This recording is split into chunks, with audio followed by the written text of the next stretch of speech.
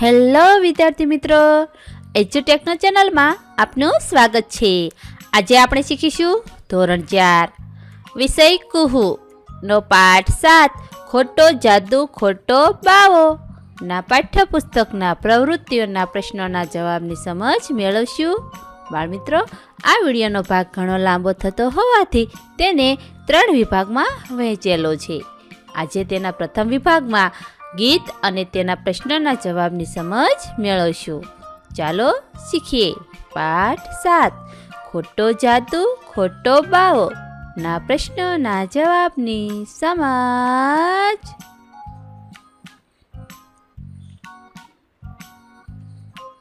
એક ચાલો ગાઈએ ગીતડું। સૌ પ્રથમ એક ગીતડું ગાઈએ।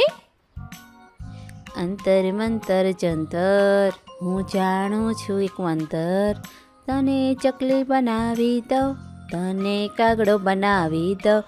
જુઓ આ ટોપલી છે ખાલી, એમાં પરી બેઠી મતવાલી, મારી ટોપલીમાં જાદુ, એમાં પરીને બેસાડું, એનું સસલું બનાવી દઉં છું।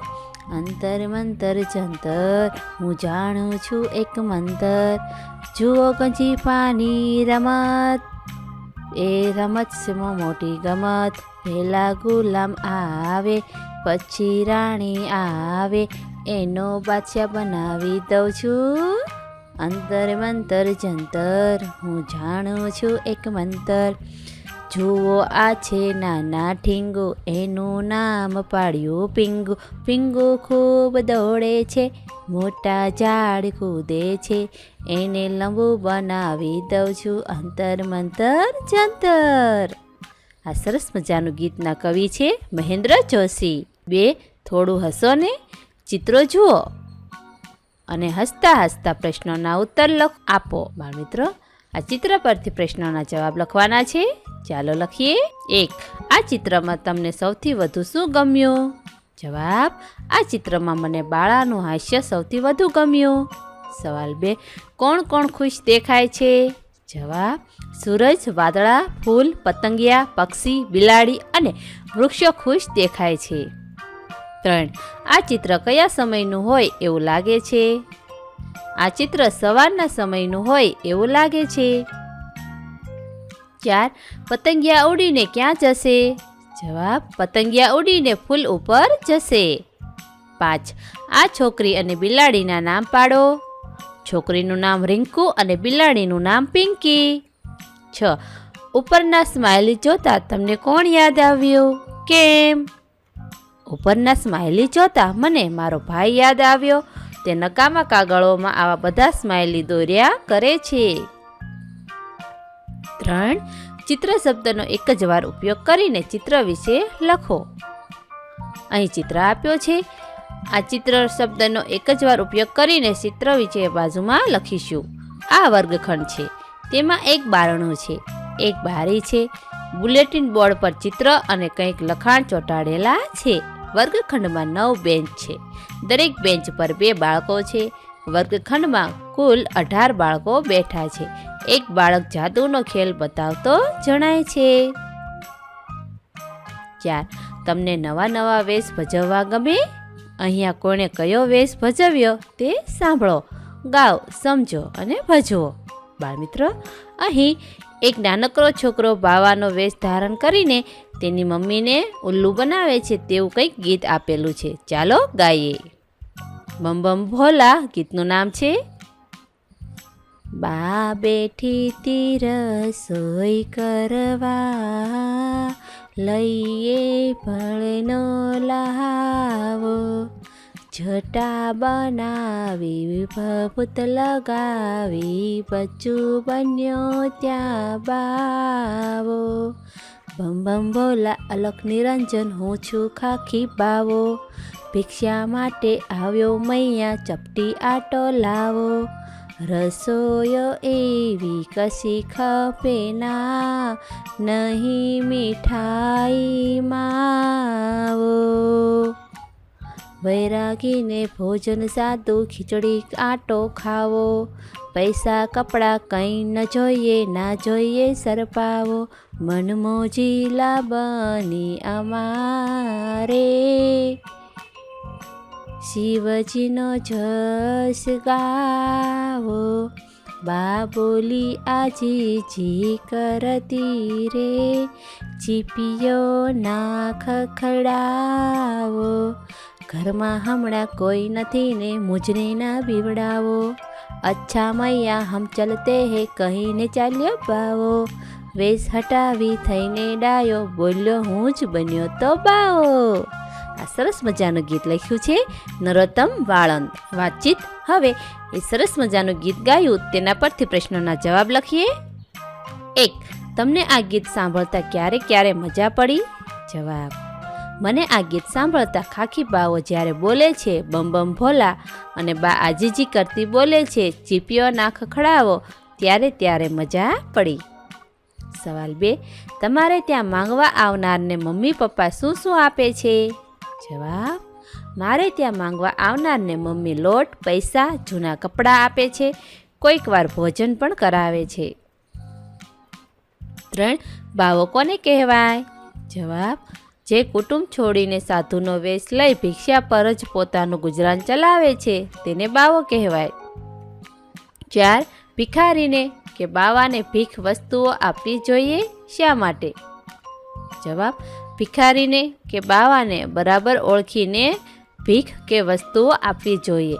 તેઓ ભિક્ષા પર જ નભતા હોય છે, ઢોંગીને નહીં. 5. તમારા ગામમાં ભિક્ષા કે જમવાનું માંગવા કોણ કોણ આવે છે, ક્યારે? અમારા ગામમાં વાર તહેવારે તેમજ સામાજિક પ્રસંગે ભિક્ષા કે જમવાનું માંગવા આજુબાજુમાં રહેતા ગરીબ ભૂખ્યા લોકો આવે છે. 6. ભિક્ષા માંગવા આવતા સાધુ બાવા કે ફકીરનો પહેરવેશ કેવો હોય છે? ભિક્ષા માંગવા આવતા સાધુ બાવા કે ફકીર લાંબો ભગવો જભ્ભો અને ભગવા રંગની લુંગી પહેરતા હોય છે. 7. તમને બાવાની બીક લાગે કે બાવીની? કેમ? મને બાવાની કે બાવીની બીક લાગતી નથી, કારણ કે હું બહાદુર છું. 8. બાવા અને ફકીર ભિક્ષા માંગવા આવે ત્યારે કેવું કેવું બોલે છે? બાવા અને ફકીર ભિક્ષા માંગવા આવે ત્યારે નીચે જણાવ્યા પ્રમાણે બોલે છે. બચ્ચા કુછ દે દે, તેરા કલ્યાણ હો જાએગા. અલખ નિરંજન, બાબા કો કુછ દે દે. 9. તમને આ ગીતમાંથી કયા શબ્દો અને વાક્યો યાદ રહ્યા તે બોલો. મને નીચેના વાક્યો યાદ રહ્યા. બમ બમ ભોલા, અલખ નિરંજન, હું છું ખાખી બાવો. અચ્છા મૈયા હમ ચલતે હે, ચીપીઓ ના ખખડાવો. 5. આપેલા વાક્યો જેવો અર્થ ધરાવતી પંક્તિ ગીતમાંથી શોધીને બાજુમાં લખો. અહીં કેટલાક વાક્યો આપેલા છે. આ વાક્ય જેવો અર્થ ધરાવતી પંક્તિ ગીતમાંથી શોધીને લખવાની છે. 1. મને ડરાવશો નહીં. કાવ્ય પંક્તિ આવશે. મુજને ના બીવડાવો. સવાલ 2. મમ્મીએ વિનંતી કરતા કહ્યું. બા બોલી આજીજી કરતી. મમ્મી રસોઈ કરતી હતી એ તકનો લાભ લઈને. બા પેઠીથી રસોઈ કરવા, લઈએ પળનો લહાવો. 4. કપડાં બદલી પહેલાં જેવો જ થઈને. વેશ હટાવી થઈને ડાયો. મારે ગળી વસ્તુઓ જોઈતી નથી, નહીં મીઠાઈ માવો. 6. બમ બમ ભોલા કવિતાની વાર્તા બનાવો અને કહો. અહીં અગાઉ જે આપણે કવિતા બમ બમ ભોલા ગાઈ તેની વાર્તા બનાવવાની છે અને કહેવાનું છે. બા રસોઈ કરવા બેઠી હતી. બચ્ચું એક ક્ષણનો લાભ લઈ માથે જટા બનાવી, શરીરે ભસ્મ લગાવી અને બાવો બની ગયો. તે બા આગળ જઈને બોલ્યો. બમ બમ ભોલા, અલખ નિરંજન, હું ખાખી બાવો છું. હે મૈયા, તમારી પાસે ભિક્ષા માટે આવ્યો છું. ચપટી આટો લાવ્યો. હું તો વૈરાગી સાધુ છું. મારે મીઠાઈ માવો નહીં, પણ સાદું ભોજન, ખીચડી અને આટો જોઈએ. મારે કપડાં કે પૈસા કંઈ જ જોઈતું નથી. મારે કોઈ ભેટ કે બક્ષિસ પણ જોઈતી નથી. અમે તો મનમોજી, અમારે ગિરધરનો જ મહિમા ગાવો છે.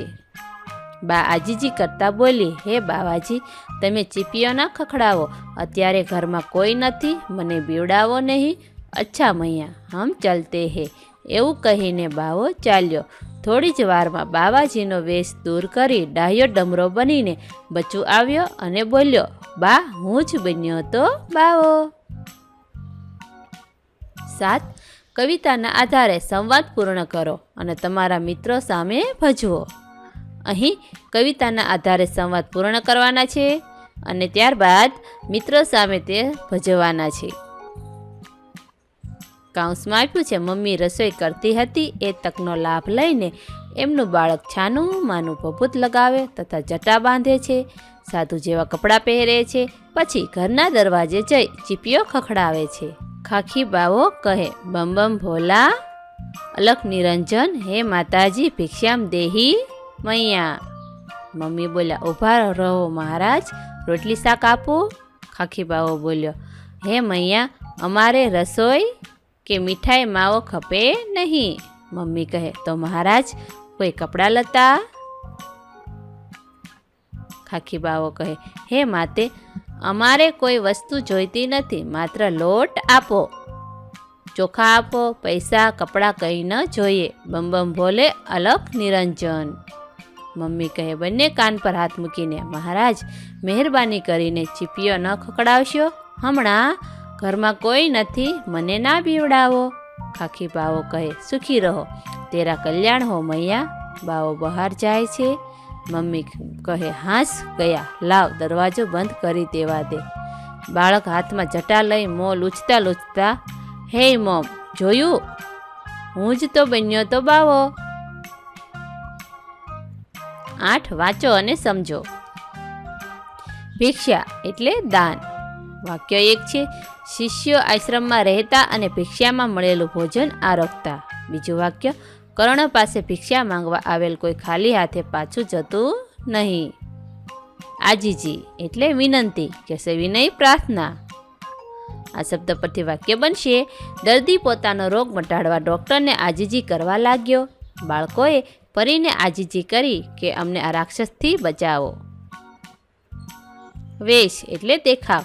જન્મ દિવસે મીનાક્ષી પરી જેવો વેશ પહેરીને નિશાળમાં આવી. ફ્રેન્ચ ડ્રેસની સ્પર્ધામાં મેં સૈનિકનો વેશ કાઢેલો. 9. નીચે આપેલી પરિસ્થિતિમાં તમે શું કરશો એ કૌંસમાં આપેલા શબ્દોનો ઉપયોગ કરીને લખો.